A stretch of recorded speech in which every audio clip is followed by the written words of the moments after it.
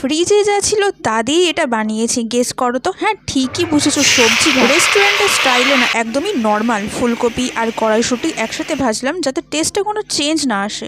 এরপর ভাজলাম গাজর আর beans. Orange আর green কালারের টোনটা কিন্তু দারুণ লাগছে একসাথে।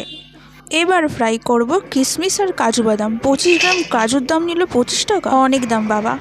তারপরে ফেটিয়ে নিলাম হচ্ছে 4টে মুরগির ডিম। না মানে চাইলে এই সবজি ভাতে কত কিছুই না দেওয়া যায়, কিন্তু ফ্রিজে এ কটাই সবজি ছিল।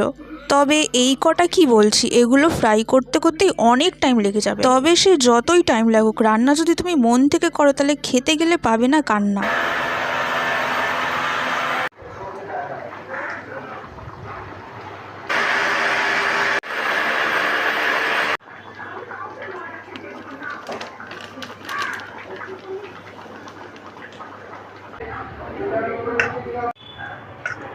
সবজিগুলো ফ্রাই করে আমি আমার অভিনব স্টাইলে বা বলতে পারো বিরিয়ানি বানানোর স্টাইলে সবজিগুলো ভাতের সাথে মিশিয়ে দিলাম প্রত্যেক লেয়ারে লেয়ারে। সবজি ভাত তো রেডি। এবার সাথে ডিম কষা না হলে কি আর চলে, তাই জন্য ডিম আর আলু দুটোই সিদ্ধ করে রেখে দিই। এবার এক এক করে ফ্রাই করব।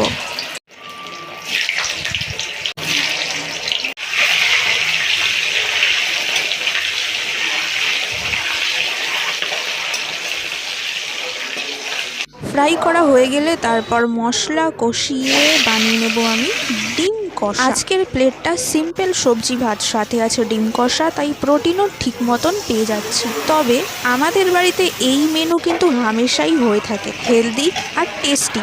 দুইটা একসাথে হলেই আমার মনও খুশি আর পেটও তো খুশিই খুশি। আর এত খুশির মাঝেও আমার কিন্তু একটুও পাচ্ছে না হাসি, কারণ গরম পড়ে গেছে আর রান্না করতে খুবই আর কি গরম গরম ফিল হচ্ছে। আপাতত আমার রান্না রেডি, তো টাটা।